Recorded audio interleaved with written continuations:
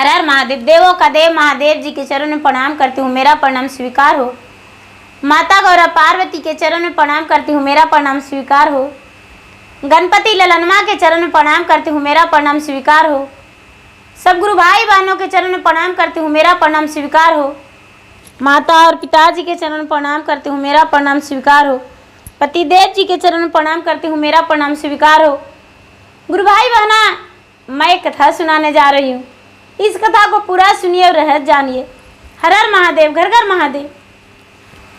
गुरु भाई बहना, एक भगवान भोलेनाथ की शिष्या थी। एक भगवान भोलेनाथ की शिष्या थी। प्रतिदिन अपने माता पिता के विरोध करके भगवान भोलेनाथ के पूजा करती थी, आह्वान करती थी और 3 सूत्र के पालन करती थी और दूसरे को भी बताती थी। वो छोटी थी लेकिन उसका ज्ञान वही था। उसके माता पिता ने उसे मना किए लेकिन वो बच्ची नहीं मानी। जब वो मंदिर जाती थी तो इसके माता पिता सोचते थे किसी तरह से इसका मृत्यु हो जाए।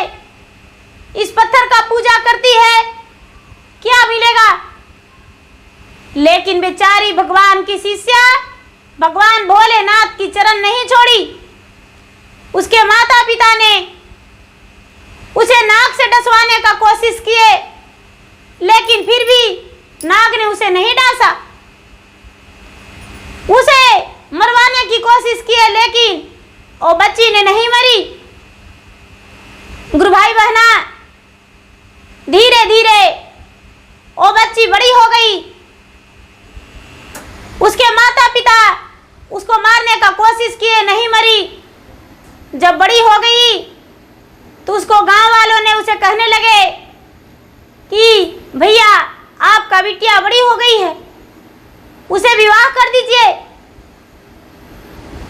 इसके माता पिता ने बोले कि इसका ऐसा घर विवाह करना है जिसको खाने और पहनने का कोई ठिकाना नहीं रहे, जिसे कभी भरपेट भोजन नहीं मिले। और क्या किए कि रिश्ता ढूंढने लगे और ढूंढते ढूंढते ढूंढते ढूंढते एक गरीब व्यक्ति मिल गए जिनका सिर्फ एक झोपड़ी था और दिन भर मजदूरी करते थे, तब उनका भोजन मिलता था। गुरु भाई बहना, बेचारी इसके जो माता पिता थे अपने बेटी का विवाह उसी मजदूर के बेटे से तय कर दिए। गुरु भाई बहना, बेचारी भगवान की शिष्या कर्म के लिखा समझकर उस मजदूर के बेटे के साथ चली गई विवाह करके और उसके साथ रहने लगी। क्या करती? सुबह उठती, अपने पति को कहती कि हे पति देव जी, आप सुबह उठकर फूल और बेलपत्र ला दीजिएगा। हम मंदिर जाएंगे और मंदिर जाकर पूजा करके आएंगे, तब आपके साथ खेत पर जाएंगे काम करने। गुरु भाई बहना, उसका जो पति थे सवेरे उठते ही बेलपत्र ला दिया करते थे और पुष्प भी ला देते थे। बेचारी थाल में सजाकर मंदिर चल जाती थी और मंदिर जाकर प्रेम पूर्वक भगवान के भजन करती और पूजा पाठ करती। उसके बाद मंदिर से आती तो अपने पति का, सास का, ससुर का प्रेम से भोजन कराती और सास ससुर के बहुत सेवा करती।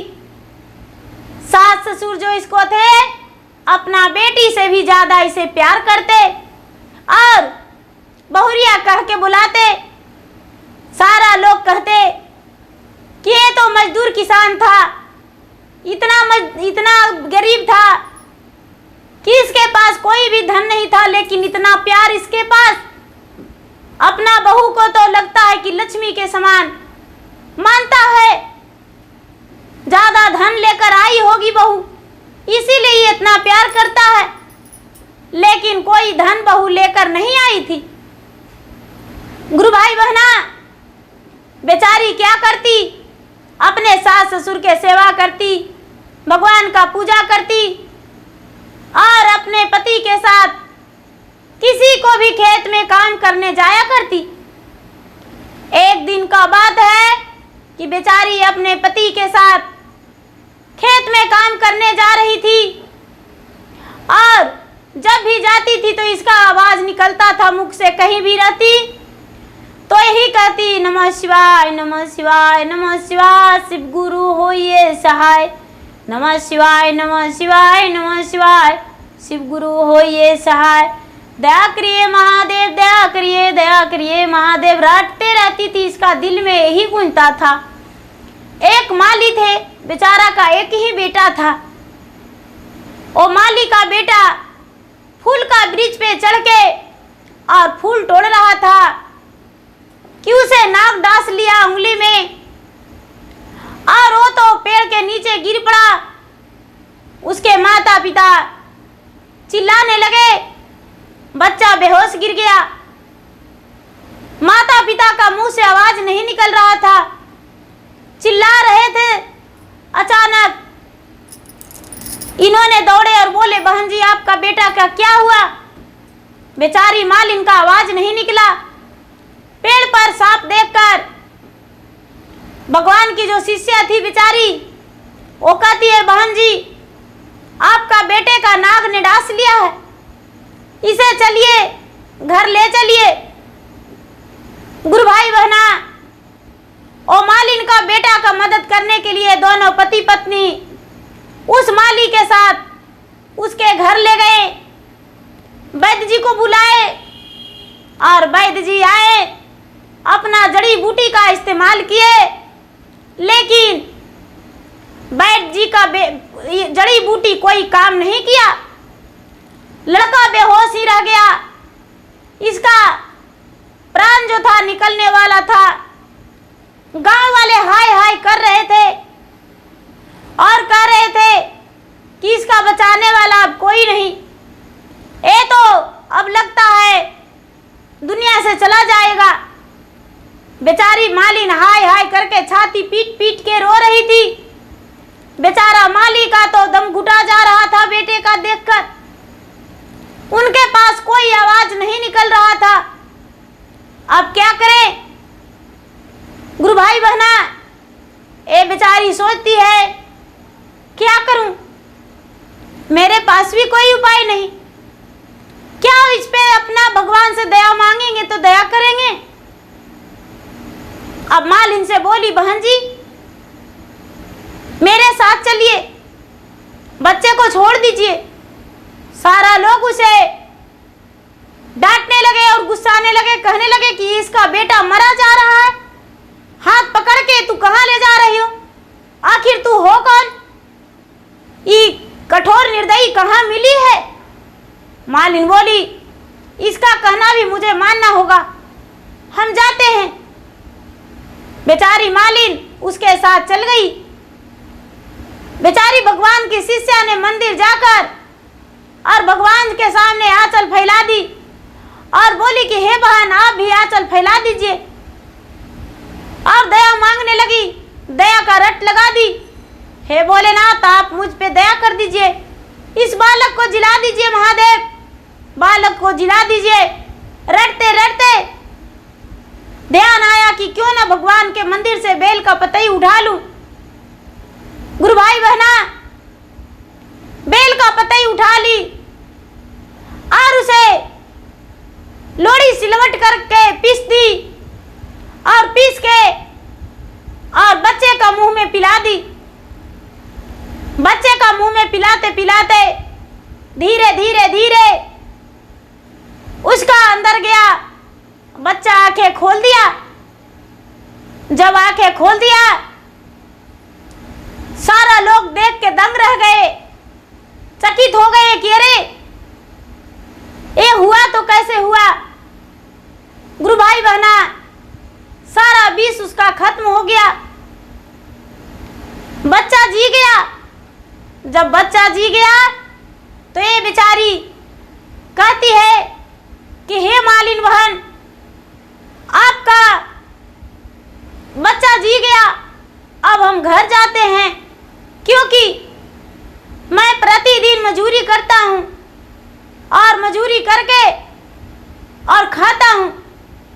मेरे घर कोई वैसा ज़्यादा धन संपत्ति नहीं है, बस मैं कुछ नहीं जानता हूँ, एक भगवान की भोलेनाथ की शिष्या हूँ। गुरु भाई बहना, सारा लोग जितने झुंड लगाए हुए थे कहने लगे, हे बहन, मैं आपके आगे हाथ जोड़ती हूँ, मुझे भी बता दो, मैं भी भगवान भोलेनाथ का पूजा करेंगे। गुरु भाई बहना, इस शिष्या बहना से भगवान भोलेनाथ के विधि पूछी, बेचारी सबको बताई। हे बहना, पहला में दया मांगना, दूसरा में चर्चा करना, तीसरा में 108वां नमः शिवाय जाप करना। मेरे माता पिता तो मुझे त्याग दिए इसी भगवान की पूजा में, लेकिन जीवन में आज कुछ हम अच्छा काम किए हैं, अब हम घर जा रहे हैं। बेचारी मालिन ने क्या किया कि बोली कि हे बहन, ज़्यादा कुछ तो नहीं, मेरे साथ तू प्रतिदिन बाग में मेरा आना और फूल तोड़ के हार गूंथ कर मुझे दे देना, खाने और पहनने भर तुम्हें हम मजदूरी दे देंगे, तुम्हें कहीं जाने की जरूरत नहीं। अपना फुलवारी के आधा हिस्से का भागीदारी मालिन बना दी।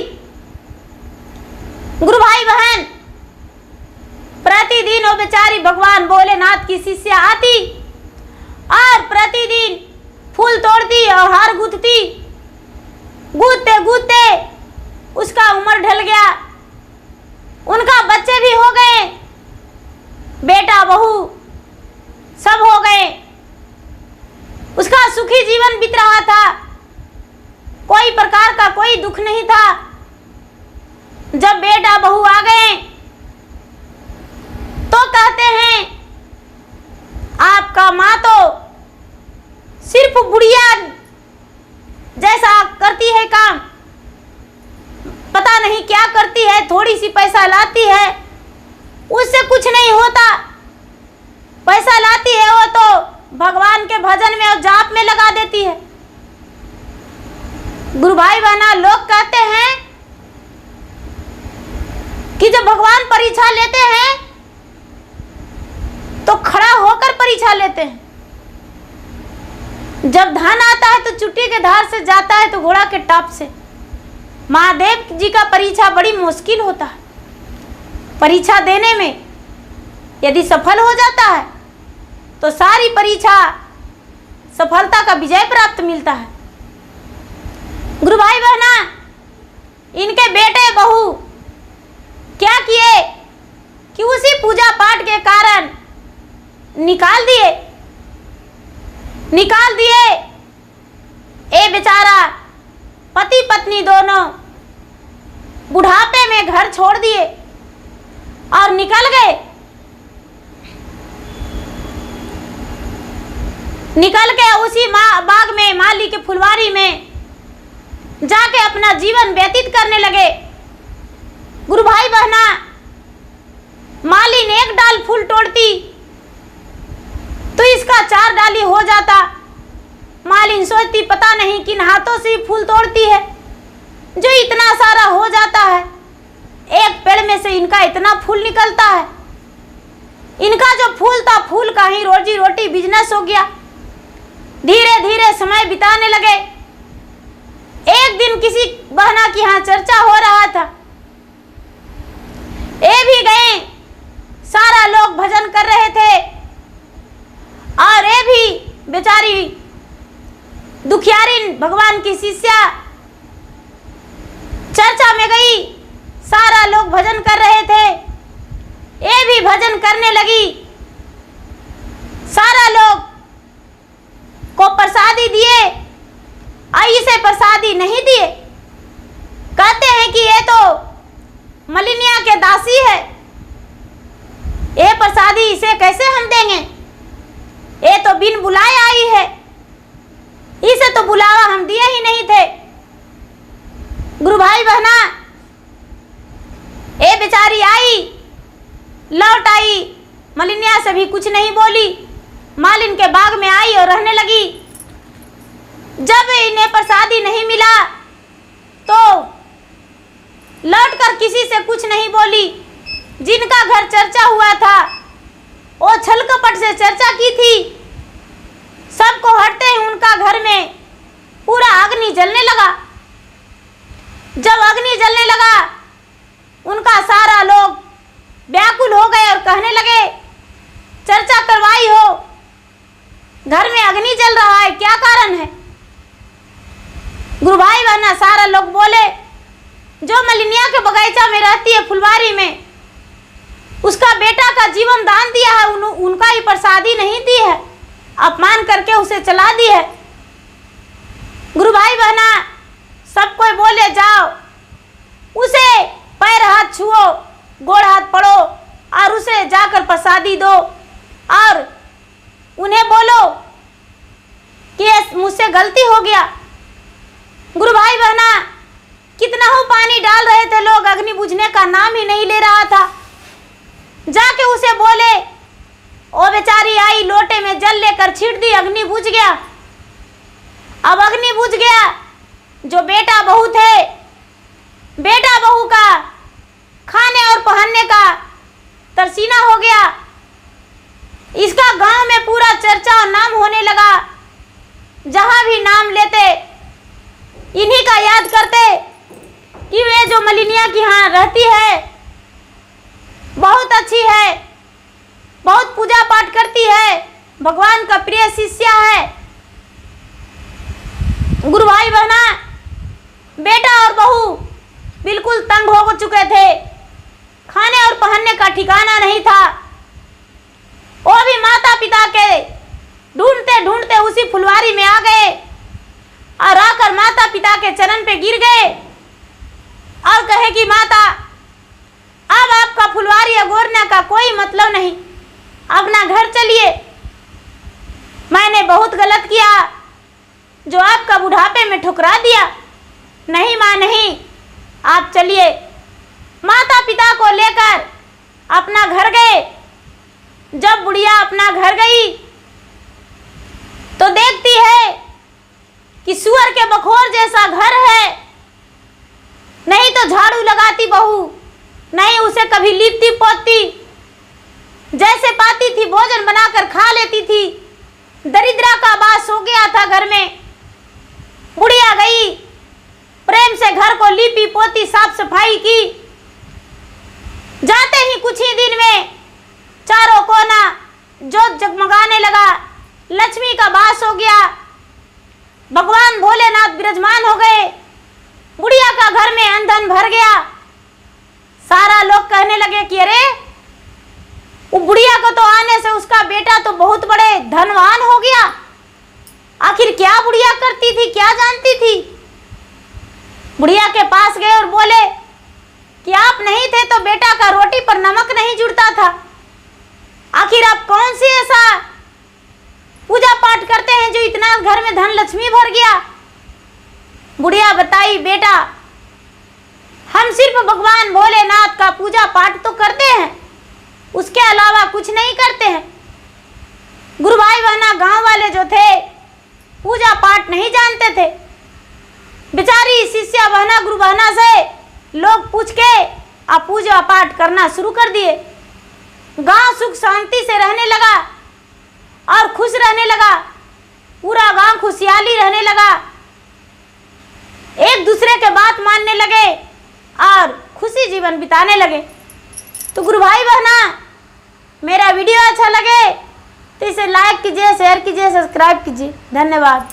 हर हर महादेव, घर घर महादेव।